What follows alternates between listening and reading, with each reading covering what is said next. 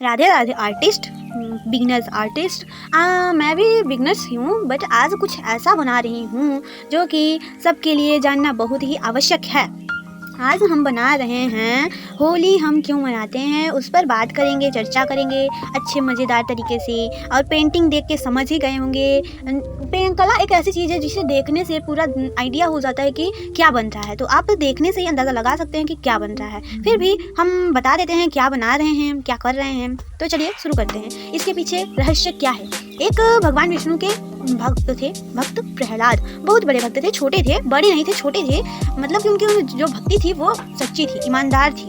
तो उनके पिता जो थे हिरण्यकश्यप, वो ब्रह्मा जी का तपस्या किए थे। फिर ब्रह्मा जी का जब तपस्या किए थे तो उनसे वरदान मांगा कि मुझे कोई मार न सके, न दानव न देव न मनुष्य, कोई न मार सके। और न शस्त्र से, न अस्त्र से, न दिन में न रात में, न घर के अंदर न घर के बाहर। मतलब कि एक तरह से वो समझते थे कि मैं अमर हो गया, ऐसा कोई है ही नहीं जो इनका उपयोग ना करता हो। तो उनके अंदर अहंकार आ गया। तो अपने पुत्र से भी कहते थे तुम मेरी पूजा करो, विष्णु को छोड़ो। लेकिन उनका पुत्र अडिग रहा अपने बात पे, वो विष्णु भगवान का ही भक्त रहे। तो विष्णु भगवान के ही भक्त रहे। लेकिन हिरण्यकश्यप ये बात मानने को तैयार ही नहीं था कि उनका बेटा मेरी पूजा की जगह दूसरे की पूजा कर रहा है। तो वो प्रहलाद को मारने की पूरी कोशिश किए, पूरे जी जान से उनकी हत्या करना चाहा।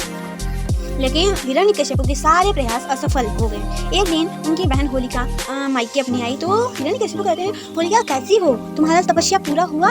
तो होलिका कहती है हाँ भैया पूरा हो गया, अग्निदेव ने कहा है कि आप मुझसे डरने की कोई ज़रूरत नहीं है होलिका को। तो होलिका डरने की ज़रूरत नहीं है ये कह के वरदान दिए। फिर होलिका बैठी थी आप प्रहलाद को, लेकिन होलिका जल गई, प्रहलाद नहीं जले। हिरण्यकश्यप कहते हैं तुम्हारा भगवान कहाँ है, उसे बुलाओ। भगवान आते हैं और हिरण्यकश्यप का पैर अपने नाखून से चीरते हुए उनका वध कर देते हैं। तो यहीं पर कहानी का अंत होता है। धन्यवाद। आप सभी को होली की हार्दिक शुभकामनाएं।